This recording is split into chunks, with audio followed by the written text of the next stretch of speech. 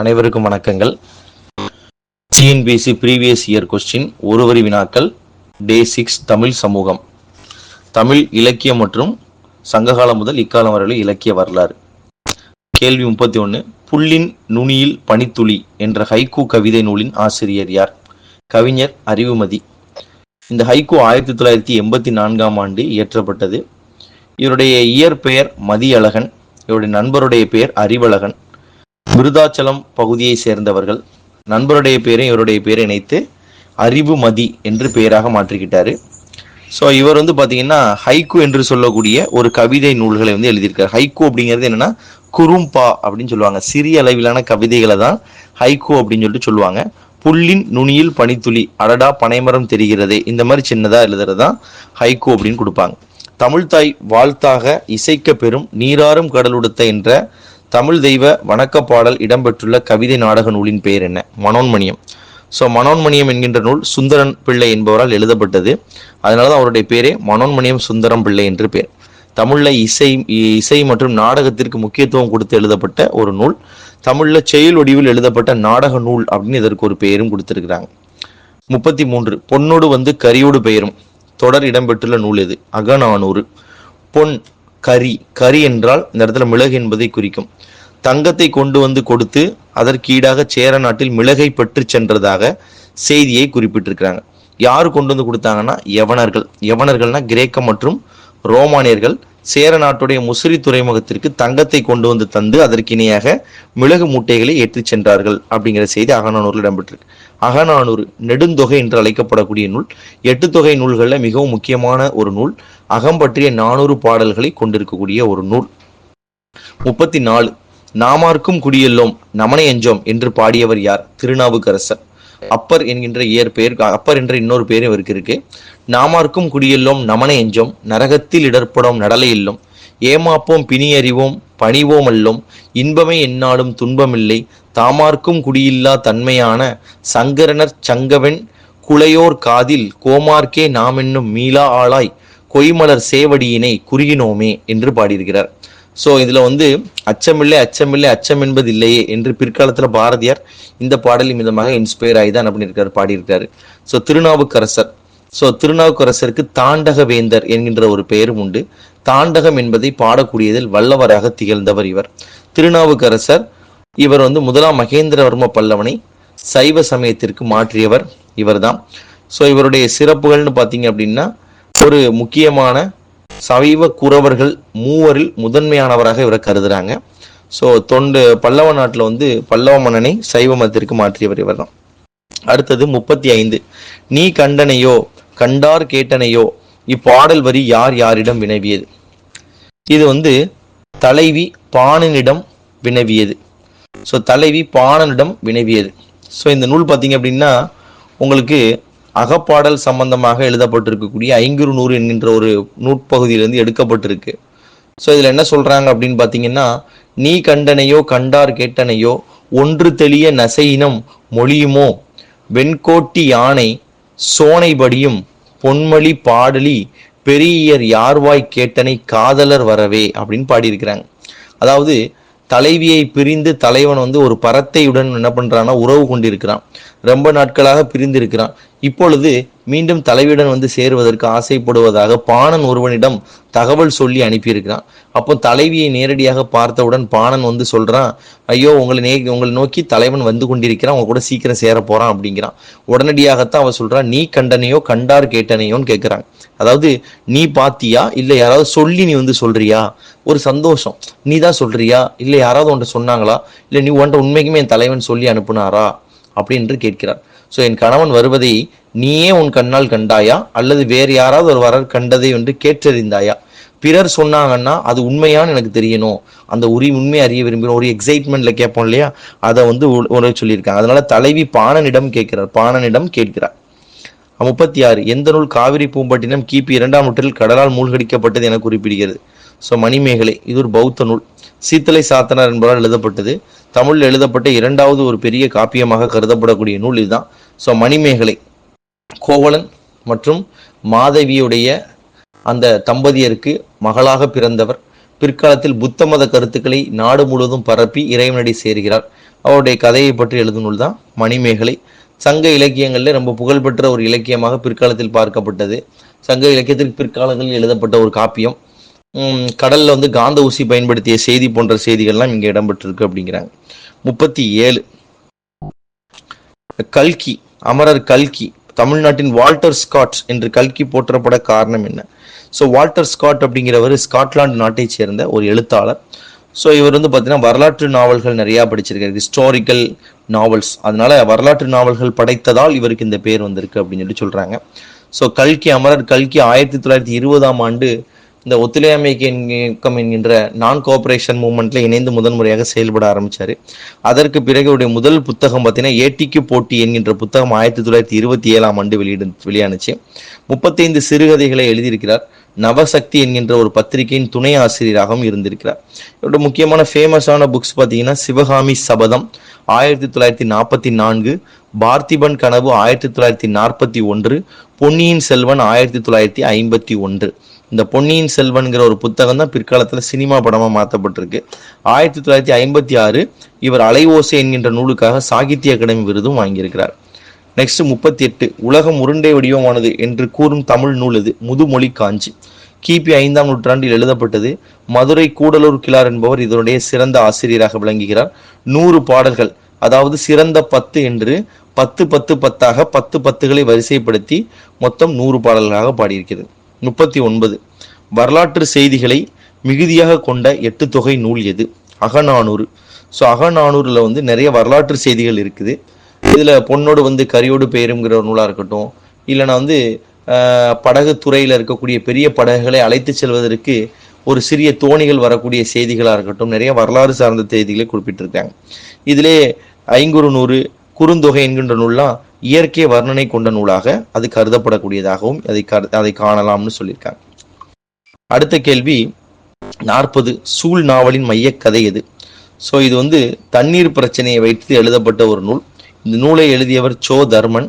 இந்த நூல் 2019ஆம் ஆண்டு சாகித்ய அகாடமி விருது பெற்ற நூல். இது கி ராஜநாராயணன் என்பவரால் ஈர்க்கப்பட்டவர். இவர் தான் சோ தர்மன் அப்படிங்கிறவர். கி ராஜநாராயணன் இவங்க எல்லாருமே கரிசல் வட்டார இலக்கியங்கள், தூத்துக்குடி மாவட்டத்தின் கோயில்பட்டி அருகில் இருக்கக்கூடிய இடைச்சேவல் மற்றும் வந்து பார்த்தீங்கன்னா உருளைக்குடி இந்த கிராமங்களில் பிறந்தவங்க தான் இவங்க. 41 மறைந்து போன தமிழ் நூல்கள் என்ற நூலின் ஆசிரியர் யார்? மயிலை சீனி வேங்கடசாமி. ஸோ வேங்கடசாமி மயிலாப்பூர் பகுதியில் பிறந்தனால மயிலை சீனி வேங்கடசாமி அப்படின்ட்டு இவருக்கு ஒரு பேர் இருக்கு. ஸோ இவர் பார்த்தீங்க அப்படின்னா நீதி கட்சி நடத்தி வந்த திராவிட இதழ் ஆசிரியர் குழுவில் பணிக்கு சேர்ந்தவராக இருந்திருக்கிறாரு. ஸோ தன்னுடைய விடுமுறை காலகட்டங்களில் வரலாற்று சிறப்புமிக்க வழிபாடு இடங்களுக்கும் தலங்களுக்கும் சென்றும் தொல்லியல், கல்வெட்டியல், நாணவியல் அந்த துறையில் சார்ந்த செய்திகள் எல்லாத்தையும் எடுத்திருக்கிறாரு. ஸோ பிராமி, கிரந்தம், தமிழ் இந்த மொழிகளில் உள்ள எழுத்துமுறை கல்வெட்டுகளை படித்து அறியக்கூடிய திறன் படைத்தவராக இருந்திருக்கிறாரு. கன்னடம் மொழிகளையும் மலையாள மொழிகளையும் கற்றுத் தெரிந்தவர். இவருடைய சிறப்பு என்னன்னு பார்த்தீங்க அப்படின்னா களப்பிரர்கள் என்று சொல்லக்கூடிய வரலாறு இருண்ட வரலாறு நம்ம கருதுறோம். அது இருண்ட வரலாறு கிடையாது, அது ஒரு தெளிவான வரலாறு தான். அதை பற்றி நிறைய தகவல்கள் இருக்குது என்பதை இவர் வெளியே எடுத்து கொண்டு வந்திருக்கார் மயிலை சீனி வெங்கடசாமி. 42 அற்றை திங்கள் அவ்வெண்ணிலவின் எந்தையும் உடையும் எம் குன்றம் பிறர் கவுர் என்ற புறநானூற்று பாடல் உரத்தும் துறை எது? கையறு நிலை. ஸோ இந்த பாடல் வந்து பார்த்தீங்கன்னா பாரியோடைய 2 மகள் அங்கவை சங்கவை 2 பேர் இருக்கிறாங்க. இந்த 2 பெண்களும் பார்த்தீங்க அப்படின்னா தந்தையை வந்து இழக்கிறாங்க. இழந்த பிறகு கபிலர் இவங்களை கூட்டிட்டு போய் வளர்க்கிறாரு. ஸோ கபிலர் இவங்க 2 பேரையும் வளர்த்துட்டு கபிலரும் இறந்து போயிடுறாரு. ஒரு நாள் மாலை நேரத்துல நிலவை பார்த்து இவங்க இந்த பாடலை பாடுறாங்க. கையறு நிலை என்பது என்னன்னா ஒரு விஷயத்தை இழந்துட்டோம், ஹெல்ப்லெஸ் ஸ்டேட்ஸ் இன் டிஸ்ட்ரெஸ்ன்னு சொல்றாங்க. அதாவது அற்றை திங்கள் அவ்வெண்ணிலவில் எந்தையும் உடையேம், அன்னைக்கு இதே மாதிரி நிலவு முழு வெண்ணிலவாக இருக்கும் பொழுது எங்க அப்பா கூட நாங்க இருந்தோம். எம் குன்றம் பிறர் கவுர் இன்றைய திங்கள் இவ்வெண்ணிலவின் வென்றறி முரசின் வேந்தரியம் குன்றும் கொண்டார் யாம் எந்தையும் இளமைனா இன்னைக்கு காலகட்டத்துல இந்த பௌர்ணமி நிலவு மறுபடியும் வருது. இதுல சூரிய ஒளி நிலவு ஒளியை வென்று ஒளிக்கும் முரசினை கொண்ட வேந்தர்கள் எம்முடைய மலையை வெற்றி பெற்றார்கள். நாங்கள் எங்கள் தந்தையை இழந்தோம். எங்கள் தந்தை பாரியை வந்து நேரடியாக வெல்ல முடியாத மூவேந்தர்கள் ஒன்று கூடி வஞ்சித்து கொன்று என் தந்தையை இழக்க வைத்து விட்டார்களே என்ற ஒரு கையறு நிலையை வந்து இதில் உணர்த்துமாறு இந்த பாடல் வந்து பாடப்பட்டிருக்கு அப்படிங்கிறாங்க.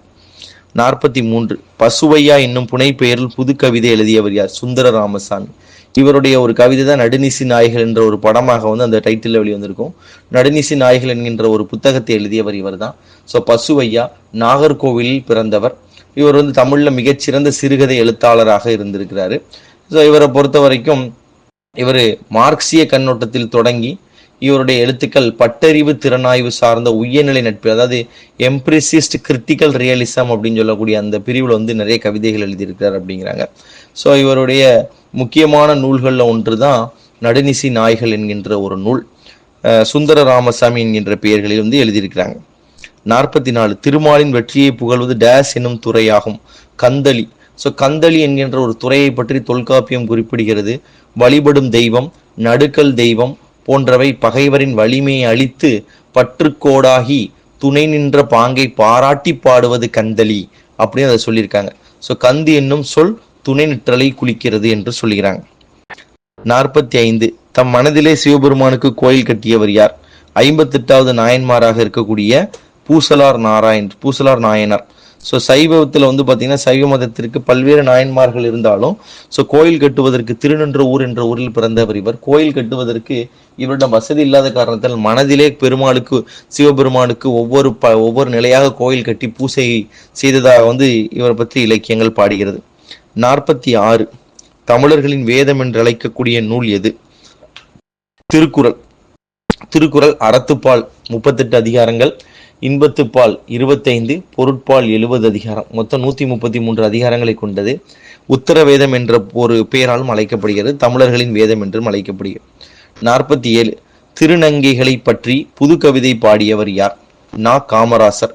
ஸோ அவர் பாடிய கவிதைகளின் தொகுப்பு பேரு காகித பூக்கள் என்று பேர்.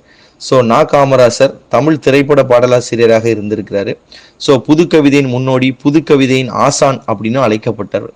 கருணாநிதியால் அரசியலுக்கும் எம்ஜிஆரால் திரைத்துறைக்கும் வந்தவர் என்று அழைக்கப்படுகிறார். தன் கால்களில் ரத்தம் கசிய கசிய பழைய முட்பாதைகளில் முன்னேறி முதலில் புது கவிதை உலகுக்கு ஒரு புதுப்பாதை அமைத்தவன் நா. காமராசன் என்று தான் மூச்சை அடைந்தவன் கூட மறந்துவிடக் கூடாது அப்படின்னு வைரமுத்துவால் புகழப்பட்டவர். ஸோ முதன்முறையாக புது கவிதைகளுக்கு வெளியிட்டவர். தேனி மாவட்டத்தில் உள்ள மீனாட்சிபுரம் என்கின்ற ஒரு பகுதியில் பிறந்தவர்.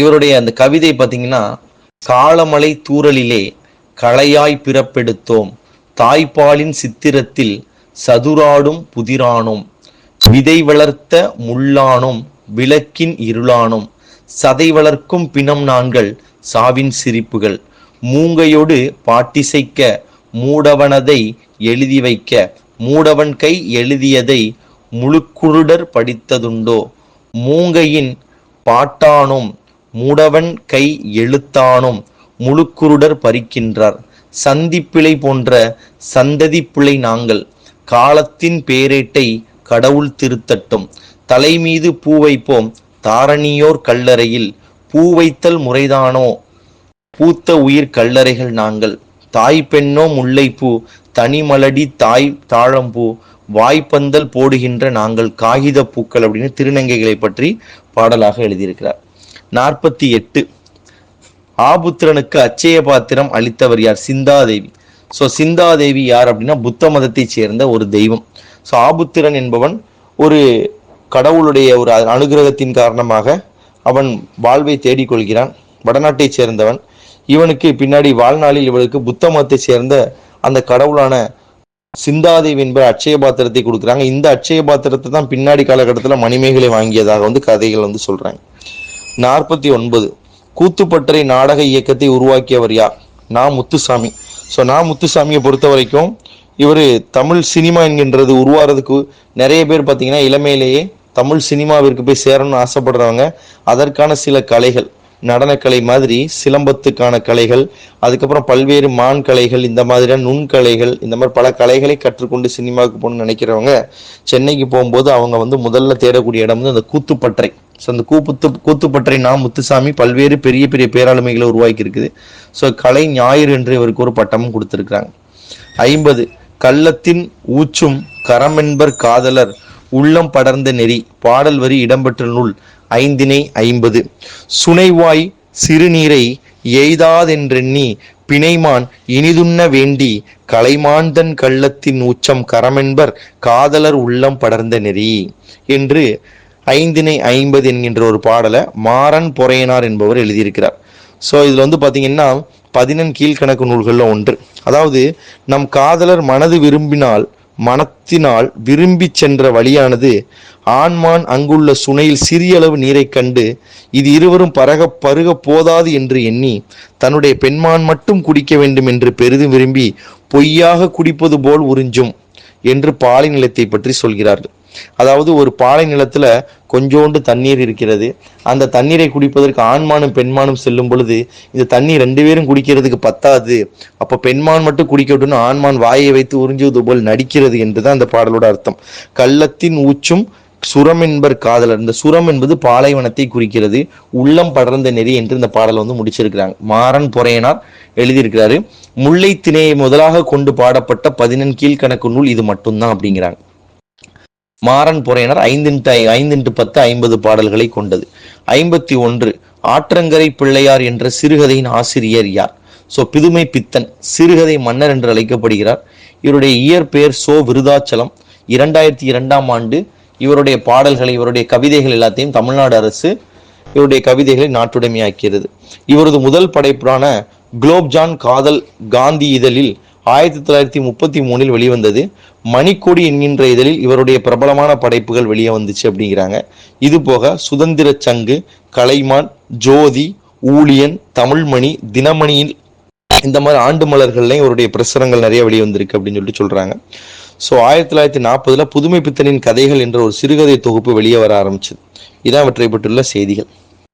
பள்ளமடை என்று அழைக்கப்படும் பாசுரங்கள்.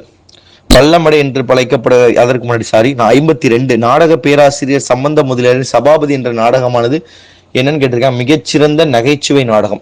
இது வந்து 1906ஆம் ஆண்டு நாடகமாக எழுதப்பட்டது. 1941 சினிமா படமா வெளிவந்துச்சு, சபாபதினு ஒரு படம். இது என்னன்னா, ஒரே பெயர் கொண்ட சபாபதியின் பெயர் கொண்ட ஒரு சர்வெண்ட் ஒருத்தர் இருக்காரு. அவருடைய ஓனர், அதாவது ஒரு ஜமீன்தார் இருக்கிறாரு. இவங்க 2 பேருக்கு இருக்கக்கூடிய ஒரு கலகலப்பான உரையாடலை வச்சு இந்த படமாக வந்து கொண்டு வந்திருப்பாங்க 1941. ஆனா இந்த நாடகம் 1906 வெளியே வந்தது. இந்த நாடகத்துடைய ஆசிரியர் யார் அப்படின்னா பம்மல் சம்பந்த முதலியார் அப்படிங்கிறவர் தான். 53 பள்ளமடை என்று அழைக்கப்படும் பாசுரங்கள் யாருடையது? ஸோ பள்ளமடை மேட்டுமடைன்னு 2ஆ பிரிக்கிறாங்க. அதாவது இறைவனை நோக்கி பக்தியின் காரணமாக பாடக்கூடிய பாடல்களை மேட்டுமடை என்றும், இறைவனை நோக்கி காதலின் காரணமாக பாடக்கூடிய பாடல்கள் பள்ளமடை, பள்ளத்தை நோக்கி நீர் ஓடுவது போல பாடப்பட்டிருப்பதாகவும் சொல்லியிருக்கிறாங்க. ஸோ இதை பாடியது யார் அப்படின்னா ஆண்டாள். ஆண்டாள் என்பவர் யார் அப்படின்னு பார்த்தீங்கன்னா கோதை என்ற இயற்பெயர் கொண்டவளாக கருதப்படுகிறார். இறைவனை ஆட்கொண்டதால் ஆண்டாள் என்று அழைக்கப்படுகிறார். நெக்ஸ்ட் 54 குடும்பத்தில் ஒரு நபர் சிறுகதையின் ஆசிரியர் யார்? கி ராஜநாராயணன்.